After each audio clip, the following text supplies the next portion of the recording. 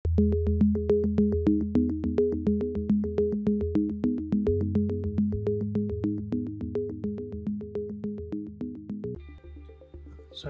warahmatullahi wabarakatuh. Oke, berikutnya saya akan menjelaskan tentang sejarah ya. Sejarah dari teknologi media dan komunikasi.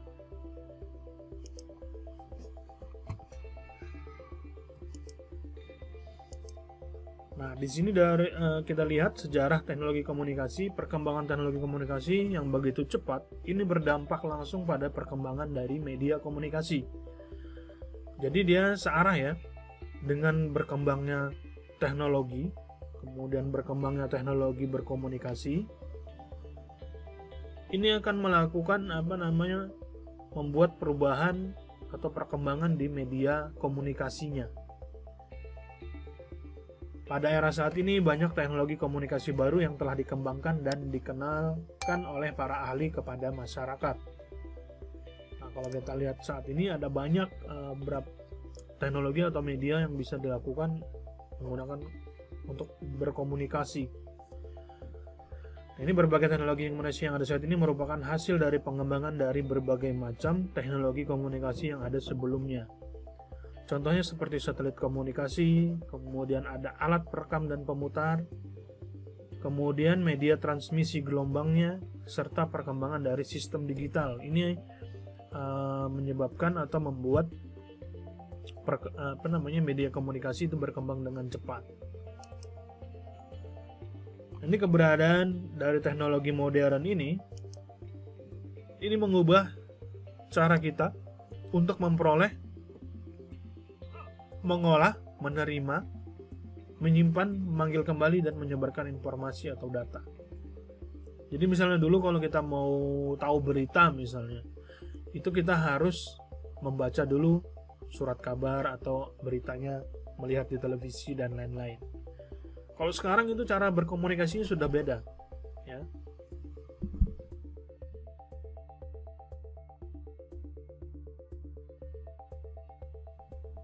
Nah, jadi kalau sekarang ini eranya beda, sudah berkomunikasi. Kita bisa mendapatkan informasi dengan cepat, kemudian setiap saat, kapanpun, dimanapun.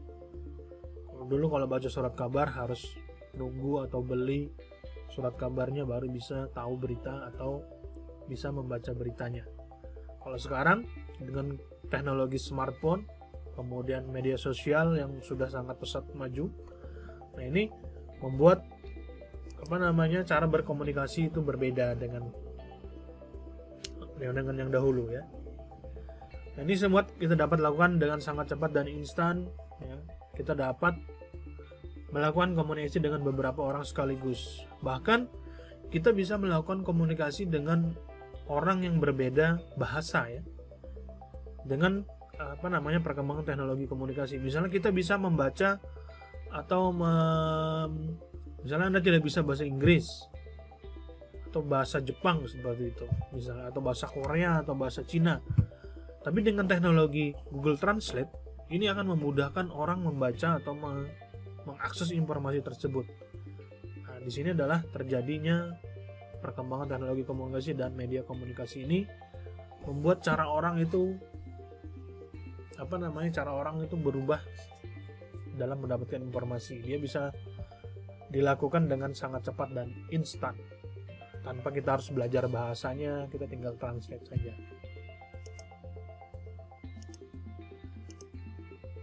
Ini untuk sejarah teknologi komunikasi. Teknologi komunikasi yang kita kenal ini tidak hadir dengan sendirinya, melainkan merupakan pengembangan dari teknologi komunikasi yang ada di masa lalu ya. Contohnya kayak telepon genggam saat ini, itu adalah perkembangan dari teknologi telepon kabel ya. Dahulu kita mengenal untuk berhubungan untuk berkomunikasi menggunakan telkom ya, telekomunikasi itu komunikasi menggunakan jarak jauh itu menggunakan kabel. Nah, kalau sekarang kita sudah memiliki handphone, itu tanpa kabel sudah bisa atau smartphone. Nah, ini perjalanan sejarah perkembangan teknologi komunikasi ini berjalan beriringan dengan peradaban manusia itu sendiri. Jadi semakin maju peradabannya, semakin berkembang juga teknologi komunikasinya. Nah, ini untuk itu kita perlu mengetahui dan memahami dari mana semua teknologi komunikasi saat ini berawal. Beberapa para ahli telah mengidentifikasi perjalanan sejarah perkembangan teknologi komunikasi dan pada umumnya dibagi ke dalam beberapa periode. Nah, periode komunikasi ini diantaranya adalah periode media tercetak. Ya. Jadi beberapa para ahli, teknologi komunikasi yang kita kenal saat ini tuh dibagi menjadi beberapa periode. Jadi ada 3 periode di sini. Yang pertama adalah media tercetak. Kemudian yang kedua adalah periode media elektronik. Kemudian adalah periode media digital. Nah, untuk yang saat ini kita kita berada di era periode media digital untuk saat ini.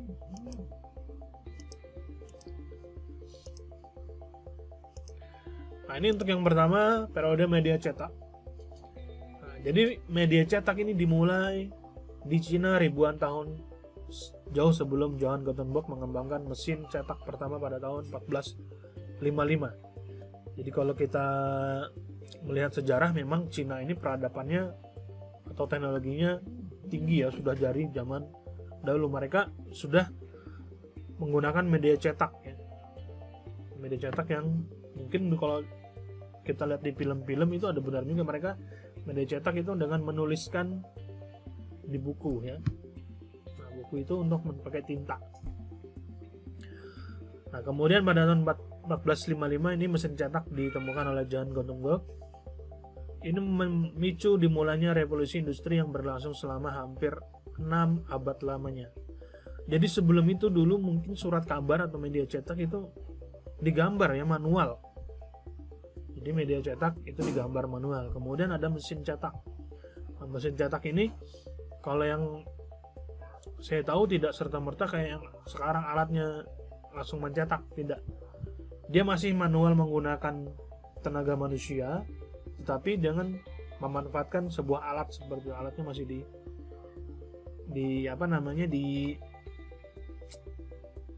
dioperasikan dengan tenaga manusia lah seperti itu. Nah, ini yang kita bahas pertama adalah media cetak. Yang pertama itu adalah surat kabar. Nah, ini sejarah perkembangan surat kabar ini dimulai pada abad 17. Surat kabar ini pertama dicetak pada tahun 1665. Ini di Inggris, dan tahun 1702 di Inggris juga ya. Di mana surat kabar harian pertama dicetak di Inggris. Sementara itu surat kabar pertama yang diproduksi di Amerika Utara adalah public occurrence, foreign, dan domestic. Ini yang muncul pada tahun 1690. Dan surat kabar yang pertama di Kanada adalah Halifax Gazette. Ini yang terbit pada tahun 1752. Kemudian pada tahun 1783 sebuah surat kabar pertama yang terbit harian di Amerika. Jadi dulunya itu surat kabar itu ada di beberapa negara ini saja ya. Jadi untuk dengan dia berkembang teknologi revolusi industri, itu menyebabkan adanya surat kabar. Tapi untuk surat-surat kabar ini dia hanya mencetak tidak harian ya. Kalau sekarang kan kalau kita kenal itu media cetak surat kabar itu surat kabar harian. Jadi info-info beritanya tidak yang selalu update lah seperti itu.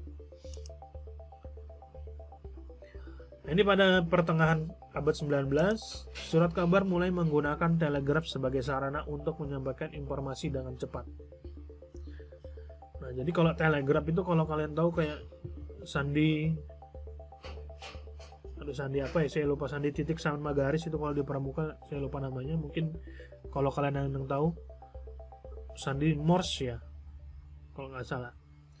Nah, ini menggunakan telegraf. Jadi telegraf ini dia cuma bentuk tut gitu ya, titik panjang, nanti itu diartikan ke dalam sebuah kata-kata atau kalimat.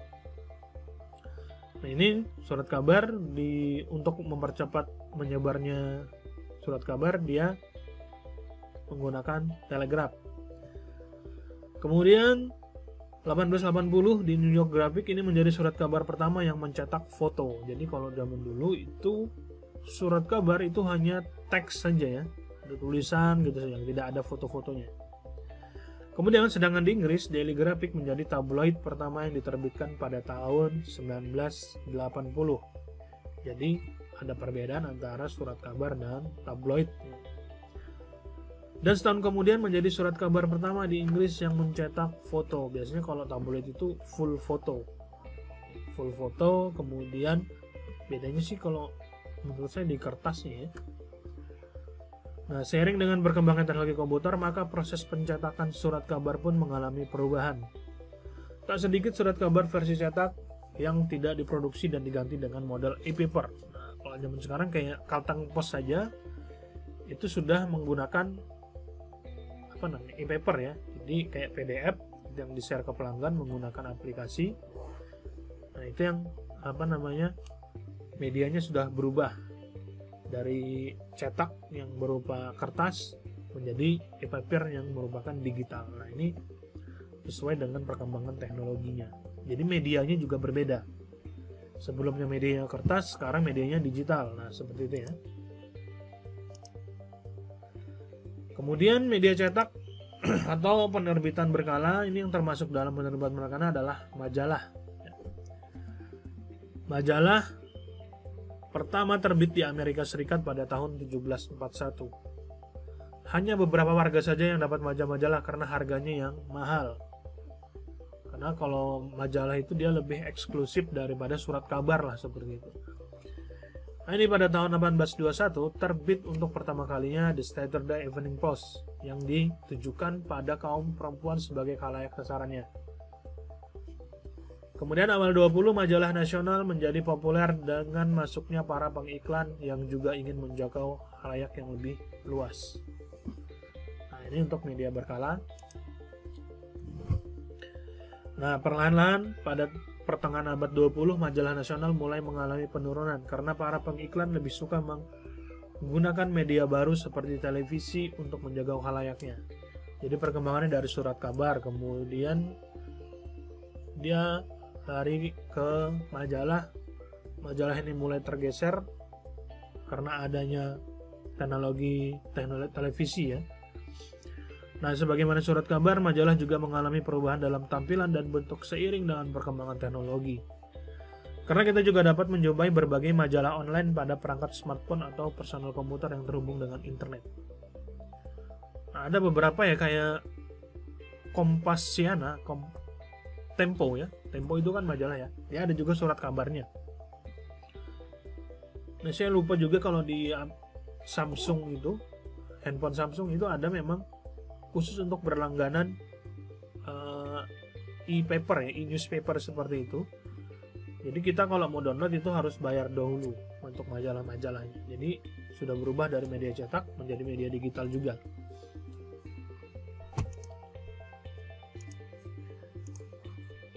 Kemudian buku, ini sejarah perkembangan buku dimulai pada masa prasejarah dengan ditemukan piktograf pada tahun 4000 sebelum Masehi. Tahun 800 Masehi, buku diciptakan oleh para biksu di Irlandia atau Skotlandia. Tahun 1010, novel pertama ditulis oleh Lady Murasaki di Jepang. Ini untuk sejarah dari buku ya. Pada tahun 1933, pasar paperback pertama dipublikasikan. Tahun 71, proyek Gutenberg mulai menempatkan buku-buku online pada publik domain dalam bentuk yang dapat diunduh. Kalau kita lihat sekarang di Google itu ada Google Book ya, atau punya Amazon itu ada Kindle ya. Kemudian kalau di banyak sih sekarang kalau kayak aplikasi perpustakaan itu kalau kalian cek itu ada yang berbentuk digital ya. Jadi kita mau ke perpus, hitung misalnya saya berada di Kalimantan Tengah misal, saya mau akses perpus yang ada di Jakarta. Nah, itu saya tetap bisa baca buku-buku yang ada di perpus di Jakarta melalui online. Nah, seperti ini. Jadi perubahan teknologinya juga merubah medianya. Kemudian masuk ke era berikutnya itu adalah media elektronik. Nah, Nah, ini perjalanan sejarah perkembangan dari teknologi komunikasi ini ditunjukkan dengan kemunculan telegraf. Nah, jadi telegraf tadi itu adalah cikal bakal munculnya atau masuknya periode media elektronik, karena dia menggunakan saluran telepon ya itu sebenarnya, cuma dia menggunakan suara menggunakan titik-titik garis. Kalau dia suaranya tuh panjang itu berarti garis ya. Nah, ini media cetak dengan periode media elektronik. Pada periode ini proses pengiriman pesan yang dilakukan menjadi lebih cepat dibandingkan dengan pada masa sebelumnya. Jadi kalau misalnya pakai surat kabar itu harus dikirim menggunakan transportasi dan membutuhkan waktu misalnya 1 hari 2 hari. Kalau menggunakan telegraf itu dia lebih cepat ya, karena dia sama seperti telepon, cuma teknologinya suaranya terbatas ya. Kalau sekarang kan kalau kita telepon itu bisa mentransfer suara kita ke si penerima. Nah, selain itu masyarakat dunia juga mulai dapat menikmati berbagai moda teknologi komunikasi seperti telegraf, telepon, motion picture, alat rekam dan pemutarnya, radio, televisi kabel dan televisi satelit ya. Nah, ini yang pertama telegraf. Ini telegraf berjarum magnet pertama kali digunakan pada tahun 1930 untuk melakukan komunikasi antar stasiun. Jadi dulu itu digunakan untuk komunikasi di stasiun kereta api. Nah, karena kan kalau kereta api itu dia ada jalurnya, jalur kereta api. Nah, itu bisa dipasangin jalur komunikasi semacam kabel seperti itulah. Nah, tahun 1837 Samuel Morse menemukan telegraf elektromagnetik yang menggunakan kabel. Nah, ini yang digunakan pada tahun 1930 ya. Jadi dia sudah sekitar berapa tahun ini? Ada 60 tahun ya. Yang 60 tahun ditemukan, kemudian digunakan atau dimanfaatkan. Kemudian berikutnya adalah media elektronik telepon. Ini adalah sejarah perkembangan telepon sebagai media untuk mengirimkan dan menerima suara. Itu diawali dengan ditemukannya telepon oleh, kita tahu semua, Alexander Graham Bell. Ini pada tahun 1876. Kemudian Thomas Alva Edison memperbaiki dan mengembangkan telepon dengan menggunakan mikrofon karbon sebagai alat pemancar yang membuat telepon menjadi lebih praktis. Kalau kita tahu dulu itu, mungkin kalian pernah main telepon kaleng, itu juga termasuk media telepon zaman dulu ya. Dia menggunakan pita lah seperti itu. Pada tanggal 30 Juni 1877 sebanyak 230 saluran telepon telah digunakan di Amerika. Kemudian 1877 sebanyak 3 buah kantor telah terhubung saluran telepon. Jadi ini menggunakan kabel ya. Sekarang kan sudah tidak menggunakan kabel lagi. Kita menggunakan SIM card lah seperti itu. Nah, ini masuk ke era media berikutnya adalah teknologi telepon nirkabel. Nah, Guglielmo Marconi adalah orang yang mengirimkan pesan data nirkabel pertama pada tahun 1895. Ini menggunakan frekuensi gelombang radio. Nah, dengan semakin berkembangnya telepon ini, maka semakin berkembang pula berbagai percobaan yang dilakukan dengan menggunakan teknologi radio sebagai bentuk lain dari komunikasi interpersonal atau komunikasi antar pribadi. Jadi sebelum menggunakan kabel, kemudian dikembangkan lagi menggunakan nirkabel. Nah, ini kalau dilihat sejarahnya 1920-an, mobil polisi negara bagian Detroit di Amerika nih ya, menggunakan radio telepon atau radiofon bergerak untuk berkomunikasi. Kalau sekarang itu mungkin kita tahu HT ya, HT handy talkie itu menggunakan nirkabel. Jadi misalnya kalau di mobil-mobil polisi atau mobil-mobil taksi kalau di Amerika itu mereka berkomunikasi menggunakan radiofon.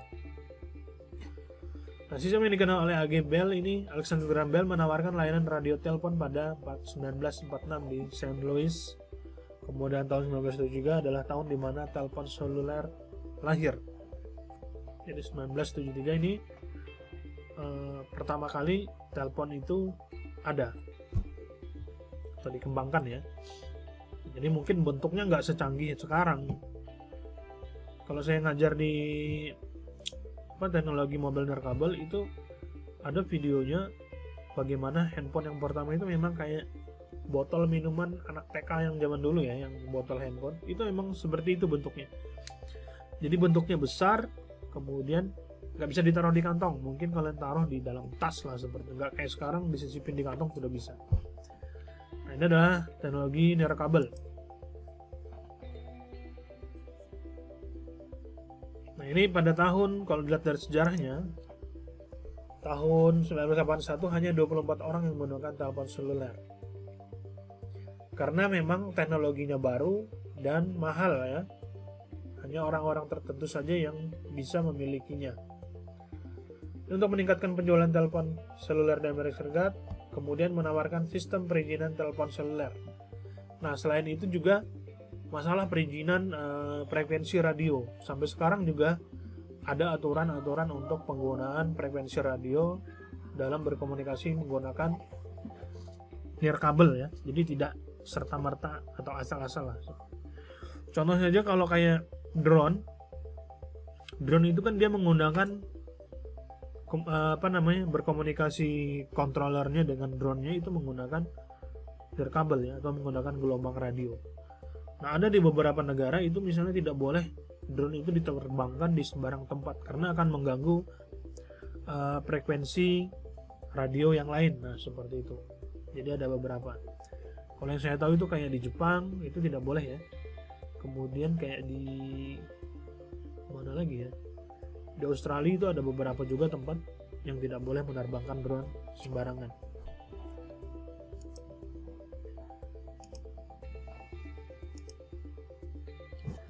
Nah, ini kemudian media elektronik berikutnya adalah motion picture. Ini 1889 George Eastman mematenkan pembelian Hannibal Godwin dan membuatnya dalam bentuk film. Nah, jadi motion picture ini sebenarnya kalau kalian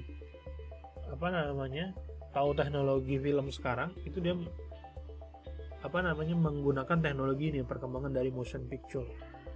Jadi motion picture itu adalah gambar bergerak. Gambar bergerak ya. Jadi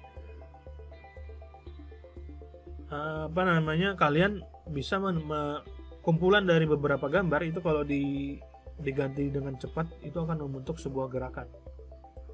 Ya.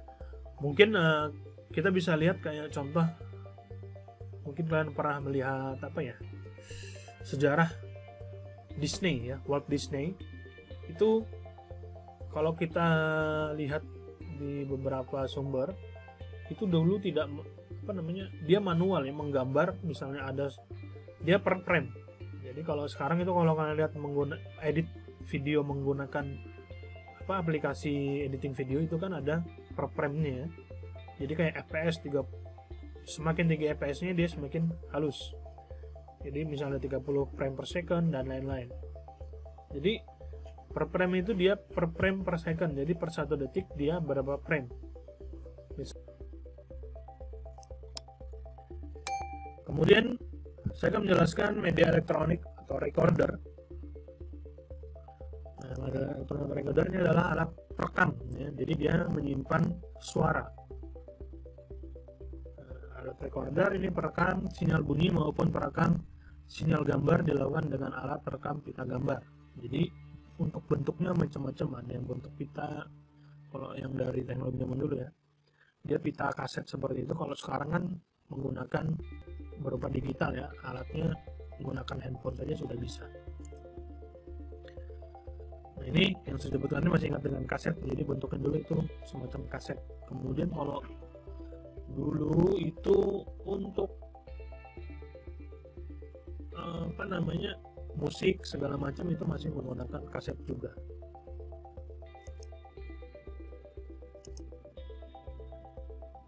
Kemudian berikut adalah home video. Ini teknologi home video berakar dari kaset video. Ya. Belanda adalah negara yang mengembangkan alat perekam kaset video berformat VCR atau video kaset recorder.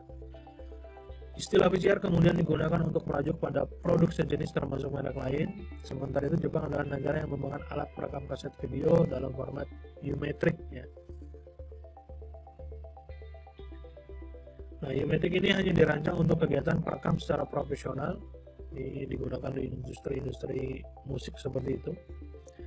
Kemudian sementara itu VCR selain ditujukan untuk kalangan profesional, VCR juga digunakan di rumah-rumah. Nah, ini VCR pertama untuk hiburan di rumah diedarkan pada tahun 1974 yang dilengkapi dengan fitur tuner, timer, RF modeler sehingga dapat merekam siaran televisi langsung dari pesawat televisi. Jadi kalau sekarang itu teknologinya mungkin kayak IndiHome ya, IndiHome yang UCTV. Nah, itu kan dia bisa merekam. Nah, kalau dulu mungkin alatnya besar, sekarang sudah lebih canggih lah seperti itu. Nah, kemudian setahun kemudian pada tahun 1975 Sony mengeluarkan versi beta dari perekam kaset videonya. Dan pada tahun 1976 Mitsushita mengumumkan penggunaan format VHS, sementara itu perusahaan Eropa mengembangkan format V2000. Nah, jadi home video itu rekaman yang berupa video. Sebelumnya kan rekaman yang berupa suara saja, kemudian rekaman yang berupa video.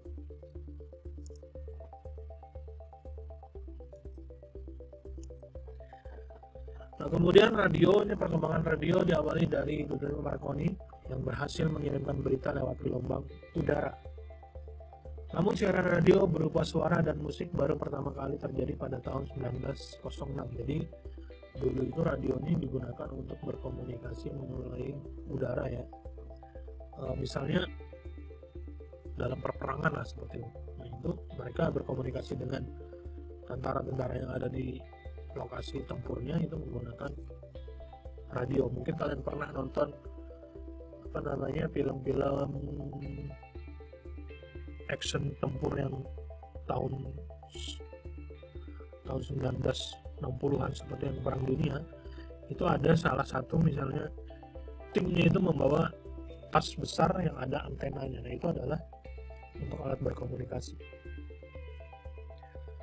Nah, ini kemudian pada tahun 1910 Enrico Colson melakukan siaran radio sebuah pertunjukan. Selanjutnya pada tahun 1912 Federal Regulation of American Airways dimulai. Para amatir harus membuat lisensi jika ingin membentuk dan memiliki stasiun radio dan para operator yang terlatih. Nah, jadi radio ini juga berhubungan dengan gelombang frekuensi atau gelombang elektromagnetik. Ini juga harus menggunakan izin, tidak asal menggunakan saja. Jadi kalau kita mau bikin radio itu harus pakai izin ya. Kemudian 5 tahun kemudian 1917 seluruh stasiun radio di Amerika ditutup seiring dengan mulainya berkecamuk Perang Dunia I. Kemudian 1918 Edwin Armstrong mematenkan Super Heterodyne Receiver yang merupakan hasil kerjanya sebagai pegawai Army Signal Corps. Jadi ini dikembangkan di radio di militer ya. 1927 Federal Radio Commission dibentuk untuk membawa perubahan tatanan gelombang udara. 2 tahun setelah Perang Dunia Kedua berakhir, yakni 1947, radio telepon seluler dibuat di Bell Laboratories. Kemudian pada 1970 merelokasi saluran TV yang diperuntukkan bagi layanan radio bergerak.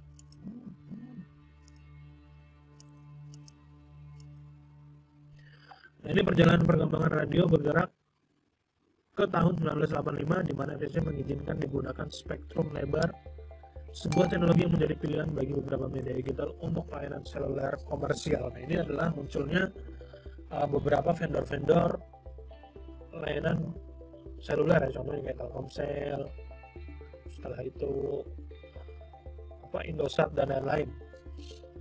Nah, ini kalau sebelum dimasuk di Indonesia itu di luar negeri sudah ada, jadi layanan seluler untuk komersial. Kemudian pada tahun 1995 sistem seluler berteknologi digital SIM pertama diluncurkan secara komersial oleh Qualcomm. Hingga saat ini sampai 4G dan 5G ya. Nah, kemudian yang berikutnya adalah media elektronik televisi. Ini penemuan pertama dari televisi yang dapat digunakan adalah John Albright pada tahun 1925. Nah, dia memanfaatkan cakram pemancar yang ditemukan pada tahun 1984. Jadi kalau dulu itu televisi berbentuk tabung. Nah, ini 27 menjadi orang pertama mengirimkan sebuah gambar secara elektronik melalui udara. Jadi sebelumnya menggunakan televisi kabel gitu, ini bisa menggunakan udara ya. Nah, FCC merancang 13 saluran yang digunakan untuk televisi hitam putih. Jadi televisi zaman dulu itu tidak berwarna seperti sekarang, dan dia warnanya hitam putih dan menggunakan tabung ya, tidak tipis. Nah, kemudian TV kabel ini sejarah perkembangan televisi, kemudian berlanjut pada televisi kabel. Ini sudah komersil.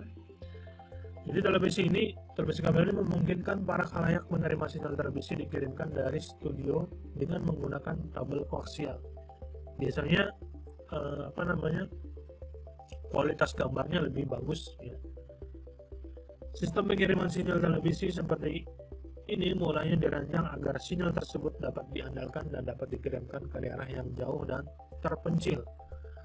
Namun dalam perkembangan menunjukkan sebaiknya televisi kabel justru berkembang di daerah urban yang memiliki banyak penduduk dan materi siaran ya. Jadi daerah perkotaan, kemudian di daerah yang cukup ramai itu yang berkembang. Kalau di luar daerah malah tidak. Nah, untuk televisi sendiri ini dikembangkan menjadi gelombang mikro, satelit komunikasi atau pembawa sinyal lainnya. Nah, kini televisi kabel menggunakan sistem yang lebih interaktif sehingga penonton dapat berpartisipasi aktif dalam berbagai jenis program televisi dari rumah. Jadi kalau televisi kabel itu dia bisa milih sesuai dengan apa yang ingin ditonton ya. Ini pay per view. Jadi contohnya kayak UCTV, nah itu kan dia ada beberapa channel-channel yang dibuka harus berbayar. Nah itu.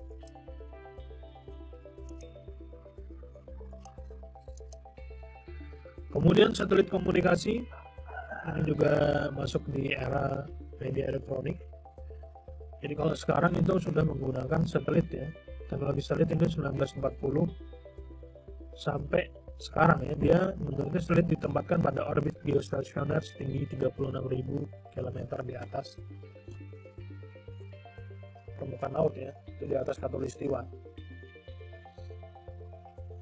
Maka pancaran sinyalnya dapat menjangkau hampir seluruh bagian benua yang dihuni oleh manusia. Satelit ini dapat menghubungkan jaringan radio, televisi maupun telepon ke setiap titik di permukaan bumi. Jadi teknologi komunikasi satelit ini sudah mencakup lebih luas lagi, dia bisa mencakup seluruh benua dan dunia ya, di permukaan bumi.